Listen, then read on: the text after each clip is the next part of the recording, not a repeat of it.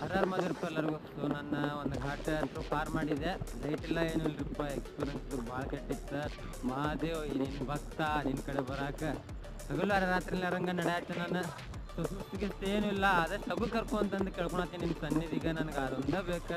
ಇನ್ನೊಂದು 3-4 ದಿವ್ಸ ಒಳಗೆ ನಿನ್ನ ಸನ್ನಿಧಿ ಒಳಗಂತೂ ಇದ್ದೇ ಇರ್ತೇನೆ ನಾನು. ಸೊ ಏನಪ್ಪ ಘಾಟ್ ಒಳಗೆ ಅಂತಂದ್ರೆ ಅರ್ಧಕ್ಕರ್ಧ ಫುಲ್ ಗುಡ್ಡ.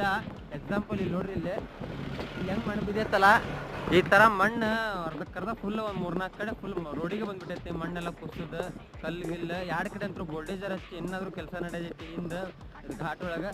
ಸೊ ಇವಾಗ ಟೈಮ್ ಆಗೈತಿ 2:34. ಇನ್ನೂ ಹೋಗ್ಬೇಕು. ನಾನು ಬೆಳಗ್ಗೆ ಒಂದು 10 ಅಥವಾ 10 ಗಂಟೆ ತನಕ ಹಿಂಗೆ ಹೋಗ್ತೀನಿ. ನಾನು ಅಂದಾಜು 10 ಅಥವಾ 11 ಗಂಟೆ ತನಕ ಹಿಂಗೆ ಹೋಗ್ತೀನಿ ನಾನು ಯಾವಾಗ ದೇವಪ್ರಯಾಗ. ಸೊ ಇದು ಒಂದೇ ಹೇಳ್ಬೇಕಂತಂದು ಭಾಳ ಅಂದ್ರೆ ಭಾಳ ಕೆಟ್ಟ ಎಕ್ಸ್ಪೀರಿಯನ್ಸ್. ಫುಲ್ ಗುಡ್ಡ ಎಲ್ಲ ಬೋರ್ಡ್ ಹಾಕ್ಬಿಟ್ರಿ ಇವ್ರು ಹಿಂದಿ ಒಳಗೆ, ಕಲ್ಲಿಗಿಲ್ಲೆಲ್ಲ ಕುಸಿದ್ ಬೀಳೋ ಸಂಭವ ಇರ್ತೈತಿ, ನೋಡ್ಕೊಂಡು ಹೋಗ್ರಿ ಅಂತ.